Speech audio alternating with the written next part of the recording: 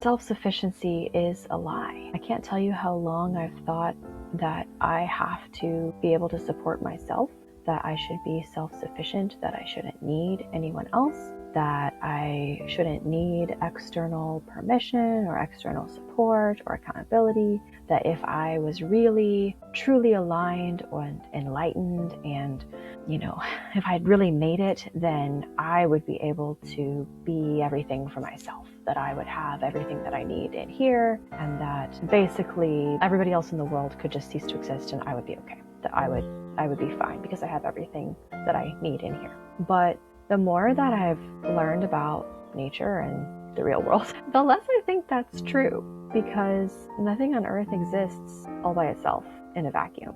There is no creature or plant or mineral or rock or water ecosystem that exists as its own thing, completely separate from all other things. Everything in this world is connected to something else. It receives from something else, it gives to something else. And I think that humans are unique in that we think we should be able to support ourselves. We should be able to exist without being connected to anything else. I mean, in my neck of the woods, we idolize people who are self-sufficient and they live off-grid. I can only speak for the American psyche because that's where I grew up and who my family is. We're all Americans. We celebrate the pioneer who left their home and they were self-sufficient and they could make their own shoes and they could grow their own food and they could build their own houses and they could do everything they needed to do for themselves. They didn't need other people to do it for them. They could go live like Ma and Pa Ingalls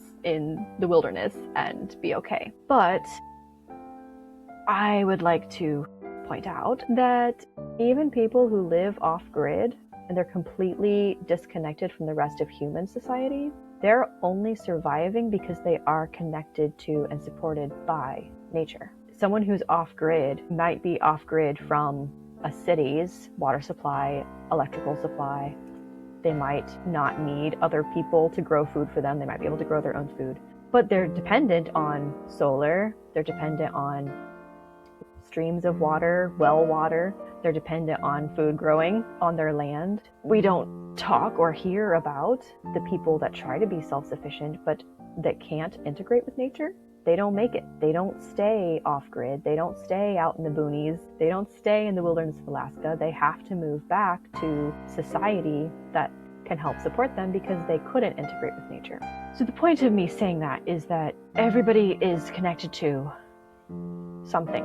Whether that something is nature and you are off-grid and away from other humans and you're plugged into the natural cycles and you're dependent on nature, or you're part of human society and you live in a city and you get your water from a pipe and your electricity from a plug, okay, like you're still connected to something. So even people off-grid are not self-sufficient.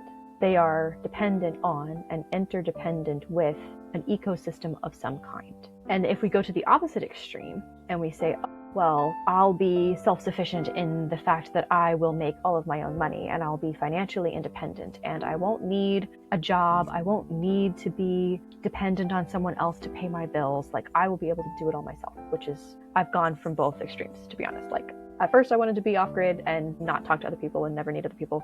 And then I didn't want to meet other people because I wanted to be rich and self-sufficient in wealth in that way. But if you think about that everybody is connected to something, the people who are self-sufficient financially, they don't need a job, they don't need other people to contribute to their wealth. How did they get their money? How did they make their money? They were supported by other people giving them their money. You think of Jeff Bezos and Amazon, like as far as finances goes, he's the most self-sufficient person in the world. But where did that money come from? Other people. If you think of any business, how is it supported? By its customers. So nothing is self-sufficient. Nothing is isolated. Nothing exists in a vacuum. Even beggars are being supported by other people's compassion. Even people on the side of the street asking for money, they are connected to the part of human society that wants to care for other people. I don't want to be a beggar. So I tell myself that it's more moral, more honorable to trade for what I need. So the most fundamental interconnectedness is an exchange. It's a trade of resources. So in the case of people living off grid that are successful in that, they are trading with their environment. So they're receiving solar power and water and food from the earth, but they're giving back care for the ecosystem, for the land. They are husbanding. That's where we get the word husbandry. They're husbanding the land. They're taking care of it. They're providing structure for it. Husband, a little side note here, the word husband comes from the words house and band. It's like providing a container and structure and support and protection around something else. And so humans are supposed to, according to the Bible, humans are supposed to husband nature. We are here as caretakers of nature. So the people who are successful off-grid are the ones who do that well. And they are successfully protecting and supporting their land, their ecosystem that they are dependent on. And so they're not dependent on it anymore. Now they're interdependent. So they're trading something with something. They're trading their time, their expertise, their care for food and water and electricity. And when we think of really wealthy people, they're trading their knowledge, their experience. They've built a track record, so to speak, of things that other people find valuable. And so they have a lot of options of people to trade with because a lot of people want what they have. And so they've been able to collect and keep a lot of that they've traded for. Now, keeping it all is not the same as being successful. And I'm probably going to go into that in a different video. But an equal trade, if we're talking about trading things, an equal trade leaves no one in debt. And so I don't want to be a beggar. I don't want to go sit on the side of the street and ask people to give me money for nothing, because I would feel like I wasn't pulling my weight, like I wasn't contributing in some way. I would feel like I was at the mercy of people being compassionate, and I don't want to be vulnerable in that way. I don't want to be dependent on other people's compassion in order to survive. But if I want to have a business, I will still be dependent on other people wanting what I have and wanting what I have to trade, because that's all business is. It's just trading. It's trading something for something that the other person has. Now, we use money as a wild card in between, because most of us live too far away from the people that we're trading with to be able to actually give them services or goods in exchange for services and goods. And so we use money as a wild card. You could literally use Monopoly money as a wild card. You could use wampum as a wild card. You could use beads and shells and leaves and any other thing that people have used as money in centuries of cultural history. It's just a wild card. It's a token that says, I put this much of what I have into this thing. You can take this thing and then trade it for an equal amount of other things. That's all money is. So if we take money out of the equation and we just think about trading as the way the world works, I'm still dependent on other people wanting to trade with me. So I'm still dependent on other people wanting what I have to trade, what I'm willing to trade, and I'm dependent on other people liking me enough to want to trade with me, because human beings still have this fear of rejection. Because if people don't want to trade with you anymore, then they can blackball you. They can cut you out of their society. They can shun you. They can refuse to trade with you. Even if you have something that they want, they could say, I don't want to trade with that person. I'll go find that thing and trade with someone that I like. And so I think that's why we get super wealthy people who are also people that other people don't like Jeff Bezos, because maybe, this is me speculating based on human nature, maybe he's afraid that other people won't want to trade with him. They won't want to play with him. And so he sits on all of the resources, so that way you have to trade with him. There's no other choice. And that's where we get violence and mistreatment of people, because people are afraid that other people won't want to trade with them. And so they gather up all of the resources that are essential and they sit on it and they say, you don't have a choice, you have to trade with me because you need this to survive. And I think that's what people are responding to now about anti-capitalism and whatnot. I think it's subconsciously realizing that there's a few bullies who have sat on all the resources and said, you have to trade with us, you don't have a choice. And we're realizing we do have a choice and we can trade with each other instead, which was a complete side note. But the point is that being able to trade freely with each other is what free market capitalism is supposed to be. We're not talking about maximizing profits. We're not talking about controlling resources. We're not talking about getting a monopoly. Free market capitalism is saying, I have this thing, you have that thing, want to trade. And then because of our society that working the way it does, we trade for money first and then trade for the other thing. So money ends up in the middle of it. But at the end result, we're trading things. We're trading time, we're trading energy, we're trading expertise, we're trading attention, we're trading knowledge, we're trading skill, we're trading physical objects, non-renewable resources. Money just happens to be in the middle of it. And so when we think about being part of the world, whichever end of the spectrum you want to be on, anti-people, 100% with nature, or mostly against nature, unfortunately, right now, in order to be in cities with other people, you're still interconnected with an ecosystem, a society of some kind. There is no complete independence. And I don't remember where I learned this. I wish I could quote or point to a source. But the progression of growth, for humans at least, goes from dependence to independence to interdependence. And I think a lot of us are stuck between dependence and independence, and we don't even know or don't have the time to think about interdependence. So I'm not going to say that there's a particular point in life where you're supposed to graduate to the next level, because everyone grows at different speeds and at different paces depending on what kind of person you are. We're all our own individual kind of plant. So we get to grow at our own speed. But in general, we can think obviously babies are dependent. They cannot take care of themselves. If you left a baby alone by itself, it would die. It's dependent on its parents or a caregiver to take care of it and make sure it has the resources it needs to survive. And then you grow from a child to independence, where you can do things for yourself. You start to have your own resources, your own skills, your own knowledge, your own expertise. So you're not dependent on someone else to give those things to you anymore. Now you have the independence of creating them yourself, of being them yourself. But I feel like most of us are being pressured by society to either be dependent or be independent. Either we can't make it on our own, and so we feel ashamed for still being dependent when we feel like we should have moved on. I'm thinking of adult children who live at home because we can't afford rent. So we feel like, well, we should be past that point by now. And in nature, there are things that can't support themselves, that can't provide for themselves. And unfortunately, we call those parasites. And parasites has a very negative connotation. And so, I've heard people talk about adult children that are still dependent as being parasitical, which is unfortunate. A lot of times it's not within our control whether or not we can be independent. So I'm not blaming anybody who is dependent on someone else currently. I am very dependent on someone currently. If my husband and my mother-in-law didn't take care of me, I would be starving in the hedgerows. Right now, my personal income is $300 a month. So this is very raw for me right now. So I feel like I am dependent. I feel like I should be independent by now. I should be able to provide for myself.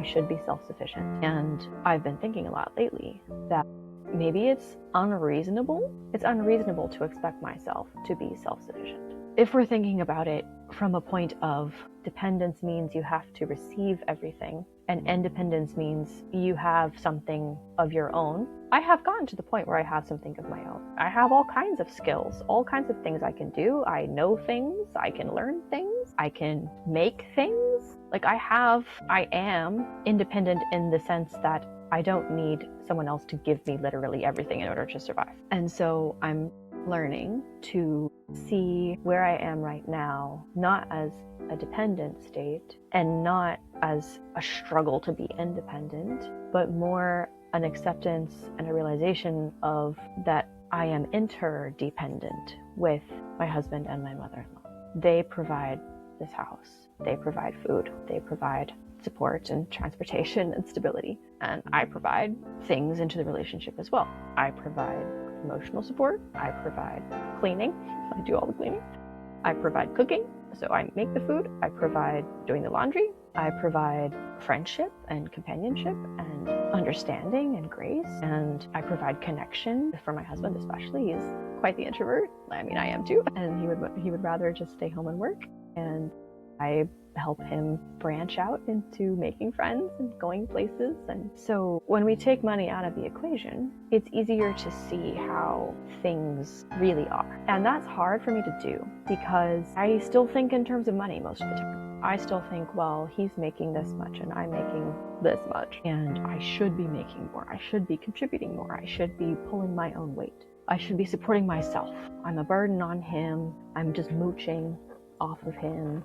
Like, the ideal is to be self-supporting and support other people. Like, I need to be able to support myself and support other people.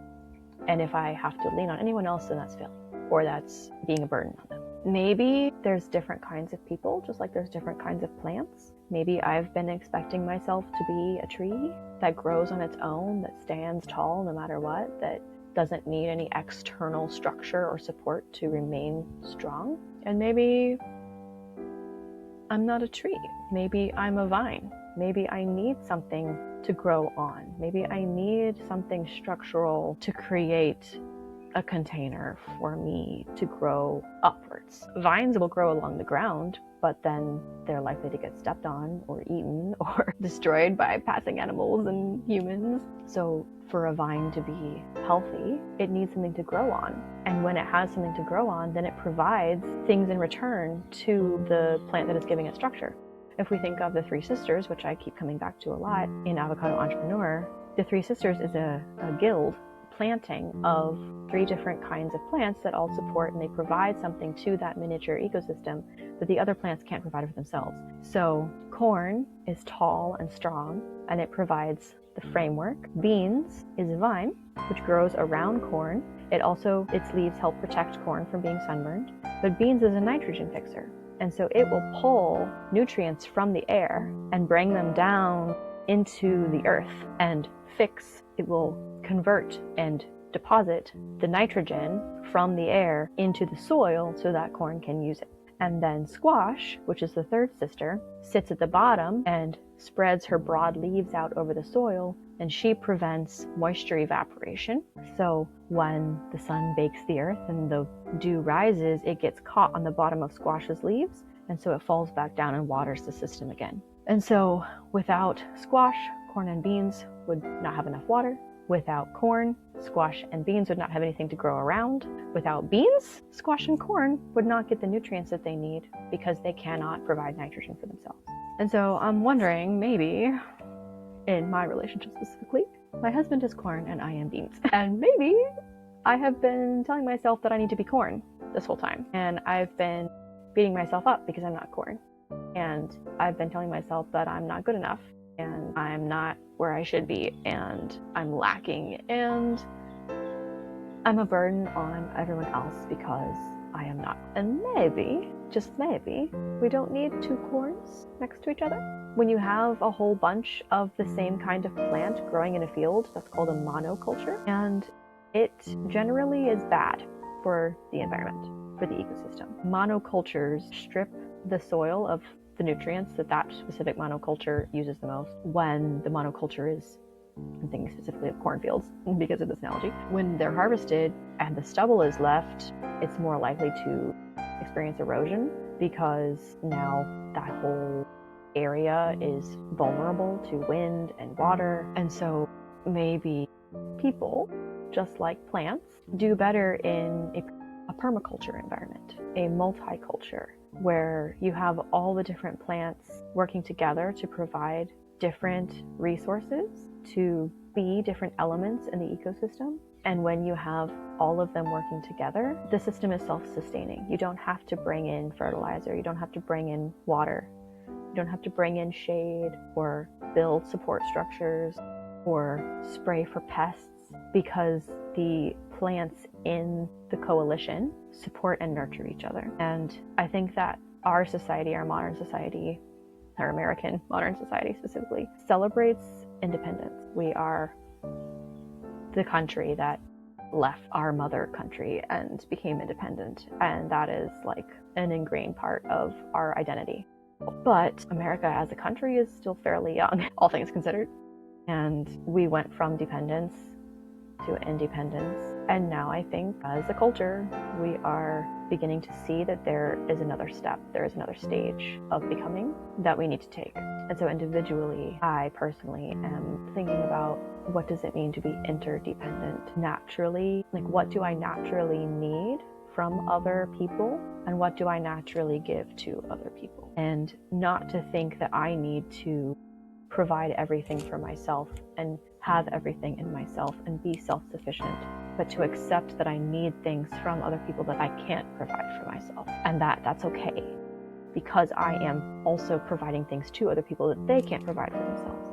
And so we are interdependent, we are connected, we are important to each other, because we wouldn't be able to stand alone. So what do you think? How are you feeling about dependence and independence and interdependence? What do you think you need? What kinds of things do you need from other people, and what do you give to other people? What kind of plant are you?